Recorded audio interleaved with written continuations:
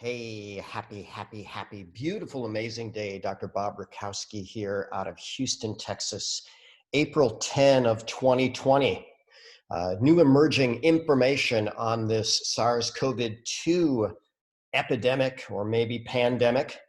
Sweden, they've decided to take a different stance than most of the world. So are they just big troublemakers or are they role models? So I have reached out to people directly in Sweden and we'll see what they have to say, but let's get the stats. So here's our worldometer information. We've had 3.5 million deaths from infectious disease, over 133,000 seasonal flu deaths. We're at 96, almost 97,000 COVID deaths. Again, no one's talking about the seasonal flu, but a lot of people are talking about this COVID-19. This is out of the CDC. What did they estimate for the seasonal flu this year? Somewhere between 24,000 on the low end and 62,000 on the high end for the seasonal flu. And this COVID will probably be near the low end of that. And so why are we shutting down the global economy for that reason? So here's our world. I've shown this curve many times. World Health Organization lead researcher. It looks like the entire world is peaked out and is coming down. Most major epidemiologists are saying that as well. We look at the US, we're very close to peak. I certainly hope. Time will tell. It might be another week off. New York City leading the way. Why? Because people interact there with hundreds of thousands of people. So hopefully that created the herd immunity there, which we'll talk about later. So let's look at this wonderful part of the world. We'll look at Sweden, Norway, Denmark, and Finland and look at their stats. And this is Emma Franz. She's from the Swedish Karolinska Institute, which, by the way, I visited. They do great science there. That's where they award the Nobel Prize. But here's what she said. The strategy in Sweden is to focus on social distancing among the known risk groups like the elderly. And here's what she said. We try to use evidence-based measurements. Now, the critics are saying we don't have any evidence on this new SARS pandemic. Well, other people will say, wait a minute, we had two other SARS pandemics. We didn't quarantine the world. They started, they peaked, and they fell off, and they've gone away just like every other pandemic. Do we have a MERS vaccine? No. Do we have a SARS vaccine? No. Do we need this one? Well, highly debatable. A wonderful friend of mine, a top functional medicine doctor in all of Sweden, Peter Wilhelmsson. This is Peter, right? Cultivating natural herbs and plants and with pure joy. An absolutely phenomenal human. I reached out to him just this morning. Here's what he said. Hi, Bob. We have a much less strict quarantine policy compared to Norway, Denmark, USA, etc., but we have better preparation and safety nets than many countries. Not sure what he means by that. Stockholm has been the epicenter with lots of cases, and our medical system is very strained in Stockholm, but not as much as strained parts as New York City, parts of the US, Spain, Italy, etc. Stockholm is probably peaking within a week, but other parts of the country are seeing some rise and will peak in a few weeks.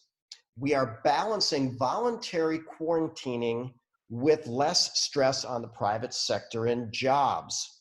Norway, Finland, and Denmark has much less cases per capita than Sweden, but they have strictly shut down their countries, so they are in more grave economic consequences that will take longer to kickstart the countries. Analysis of different studies of different strategies and results of different countries will be interesting to compare in the next 6 to 12 months. And Peter finishes with hugs to you. He's always given hugs to everybody. Happy guy, smart guy. I think he's written over 20 books at this point. You know, I like that kind of wisdom in the world. World-renowned epidemiologist Knut Witkowski. Here's what he says. We already have had two SARS epidemics. One was called SARS, the other MERS. That was Middle East respiratory syndrome, which, by the way, which was even more severe than SARS-1, SARS-2. This one would run its course in a similar fashion. SARS outbreak lasted about 6 months. That's right out of the CDC. It peaked in the middle, came down. That's what we're showing with this. Looks like MERS had two different peaks. Why? Because one was in Saudi Arabia, the other was in Korea. Here's Sweden. They appear to be peaking, just like we see in the rest of the world. There's Norway. They look like they have peaked. Denmark, they look like they've peaked. Finland, they look like they've peaked. What's the difference? Those three countries crippled their economy, shut down business. If you see what's going on here, people are not happy. People are very concerned.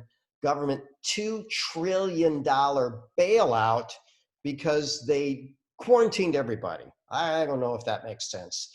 There's the four countries in comparison. A picture is not worth 1,000 words. A picture is worth 2 million words. We're seeing the same demographic. Now we look at the scales, and I put the numbers on the scales.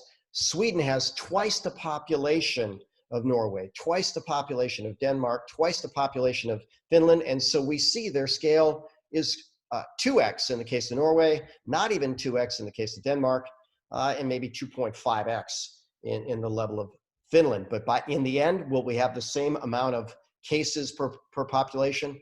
Probably. Will these countries be severely damaged economically and have a prolonged pandemic? In all probability. Herd immunity is when enough people become immunized that the infection is not spreading. Different people have different opinions on what the number is for that, but the science is clear. Herd immunity, there's your PubMed study, is known to be superior to vaccines, and that herd immunity provides cross protection across a broad spectrum of illnesses. This is an interesting quote. Common sense is like deodorant. Those that need it the most don't use it.